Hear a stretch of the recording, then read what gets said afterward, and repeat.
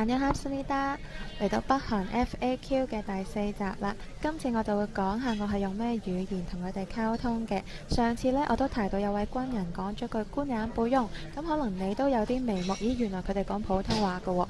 係嘅，我哋好多時候遊客去到嘅餐廳、商店、景點，佢哋嘅講解員、軍人同埋店員都講到好流利嘅普通話、英文咁嘅。咁啊有啲時候一般嘅市民啦，同埋我哋餐廳嘅侍應呢，都只講咗韓文嘅。咁所以當我哋一啲嘅男團友希望加餸嘅時候呢，就出現過一啲溝通不良嘅情況啦。咁我哋當地嘅導遊呢，一位就負責講普通話，一位就負責講英文嘅。咁講英文嘅呢一位呢，佢除咗英文、韓文之外呢，其實仲識得講普通話同埋日文㗎。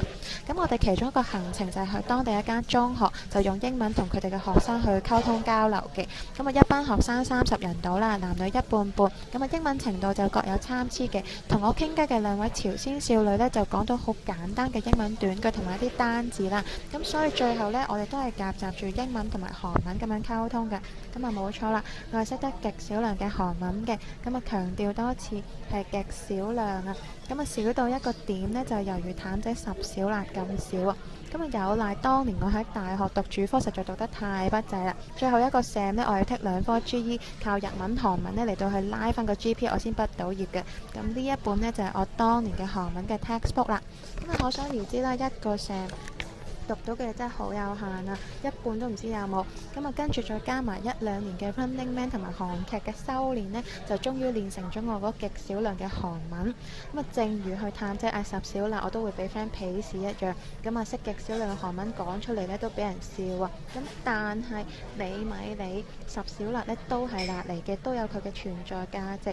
而我嗰極少量嘅韓文呢，都有佢嘅意義啊。我就係憑呢極少量嘅韓文呢，去向當地嘅朋友表示友好，完全出中咗呢個嘅港朝關係啊！咁喺睇女足嘅時候呢，我就係因為咁可以撩到我身後嘅北韓仔仔玩，同埋問到佢幾多歲，喺佢跌低嘅時候都講到佢困親啦，然後佢仲過嚟錫咗我幾啖添嘅，耶！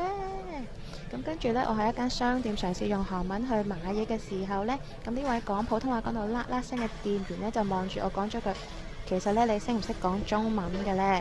咁我都唔好意思繼續講落去啦。咁下一次呢，我都會繼續同大家講下喺睇女足啊、跑馬拉松嘅時候，究竟呢啲觀眾啊，佢哋係俾人安排出嚟企定定坐定定啊，定係呢其實都係自願自發出嚟嘅呢？咁我會講下我一啲嘅感受、體會同埋觀察嘅。咁下次再見，拜拜。